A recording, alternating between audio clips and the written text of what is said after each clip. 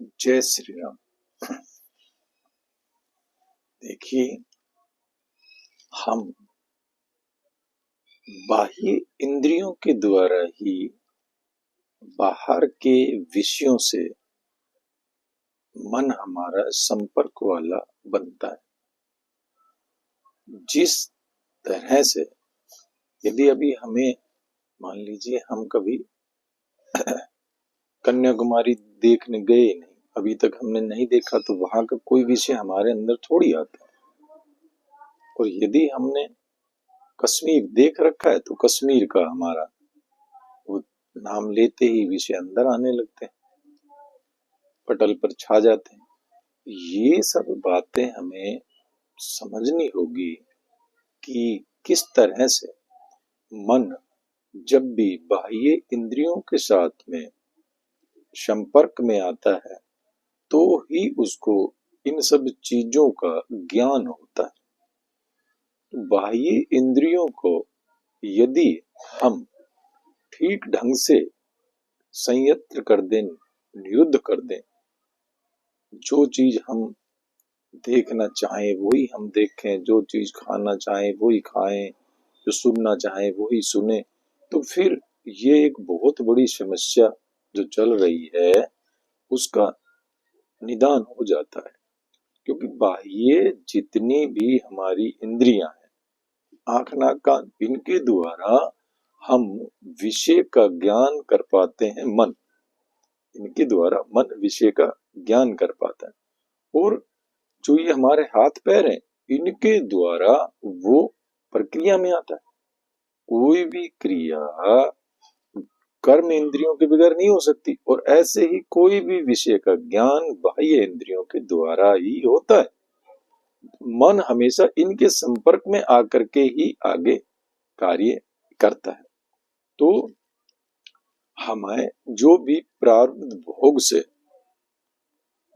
जिन जिन वासनाओं का, यदि देख लीजिए जो आपको प्रारब्ध में भोग लिखे पड़े हैं, वो भोग यदि आप भोगते हैं और उस भोग को भोगते के साथ में ही आप एक नया ताना बाना बुनना शुरू कर देते हैं। भाई अब तो ये हुआ, इसमें ये हो जाता है, ये और अच्छा होगा, ऐसा करेंगे, अब की बार ऐसा करें।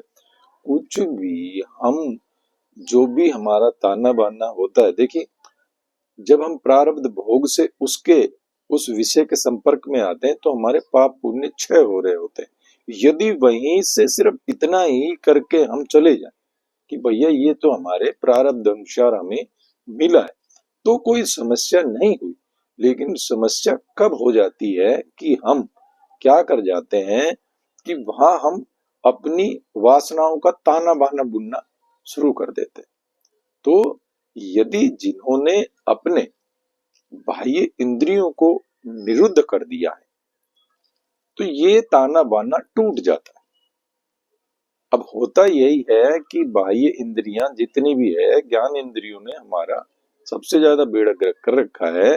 ये हमारे कहने में होती ही नहीं, तो इनको करने के लिए ही जो सम का बताया रखा है, समदम प्रतीक्षा, ये जो है, तो सम का हमें ज्यादा से ज्यादा उपयोग करके और इनको इनके प्रभाव को काट देना है। अब सम क्या होता है, तो ये बहुत ज्यादा जगह आपको लिखा हुआ भी मिल जाएगा, कहीं ना कहीं जब आप स्पेशली डाल लेंगे तो भी आपको मिलेगा कि बाह्य इंद्रियों का निरोध करना ही सम है। तो धीरे धीरे ये कला भी हाथ लग जाती है।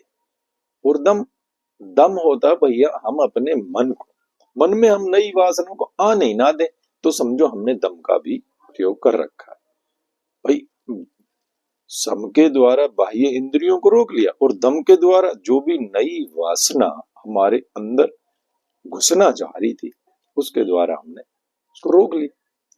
तब जाकर के आगे का खेल हम समझ में आता है। नहीं तो यहाँ पर जो भी जन्म लेते हैं वो तो ये जो बाह्य भोग है इन्हीं के अंदर ही सब कुछ समझ रहे हैं, और यहाँ से ये चीजों का हमें अच्छी तरह से ज्ञान तक नहीं होता है। हम तो लगभग लगभग इन्हीं में ही उलझ के रह जाते हैं और चले जाते हैं।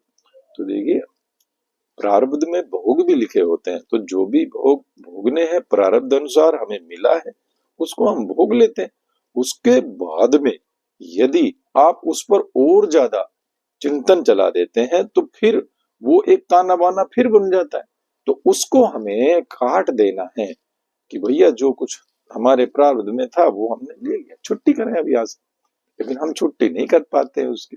तो ये सब गड़बड़ है, यही हमारी चलता रहता है। तो ये पाप पुण्य जो क्षीण दोनों ही होते हैं प्रारब्ध भोग से। तो अपना यहाँ से करो और निकल जाओ। अब हम सोचते ही नहीं इन सब बातों की तरफ, तो हम तो बस ये करते हैं, अरे भैया किसी के मान लीजिए हम मकान पर गए, उनका मकान हमने देख लिया, तो बहुत अच्छा मकान लगा, अरे क्या बात है। अब यहाँ तक ही ठीक था कि भाई उनका मकान देखे और अच्छा भी बताएं, ये भी ठीक है। लेकिन अब ये सोचने लग गए हम भी ऐसा ही बनाएंगे, हम भी ये करेंगे, तो ये एक नया ताना बाना बुनना शुरू कर दिया है आपने। और आप कब उसके चक्कर में आ गए आपको पता तक नहीं। और ये सब बेहोशी की हालत में ही होता है। देखिए बार बार सत्संग में भी ये सब चीजें आती है कि भैया हमने जागते जागते ही इसके अंदर जाना है। जैसे सुसुप्ति में हम हर दिन समाधि में चले जाते, लेकिन वहां हम बेहोशी की हालत में।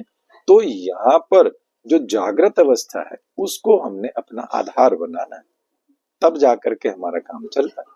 तो ये सब चीजें सीखनी है। और धीरे धीरे जब आने लगेगी तो मन हमारा, आप देखेंगे कि अब मन हमारा विषयों की तरफ नहीं भाग रहा।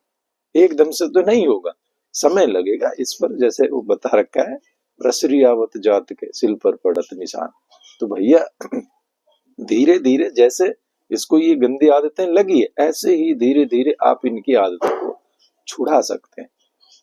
तो जब आप चाहेंगे तो होगा, तब तक आप नहीं चाहेंगे नहीं होगा। इसलिए हमें ये सोचना है, हमें ये करना है। हम बहुत जल्दी इन सब जो बाह्य विषय हैं इन पर हम बहुत जल्द कंट्रोल कर सकते हैं। और आप देखेंगे चमत्कार हो गए, मन आपका कहना मानने लगा। अरे मन तो आपका दास है, वो तो कहना मानेगा ही। आपने आज तक सोचा ही नहीं कि मन दास है कि हम दास है, हम इसकी दासता स्वीकार किए रहते हैं। तो ऐसा हमें नहीं करना है।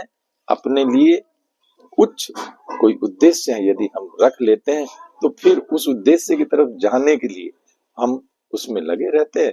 और धीरे धीरे ये बाह्य विषय जो हमारे ऐसे छूट जाते हैं कि पता तक नहीं चलता। बोलिए सियावर रामचंद्र की जय।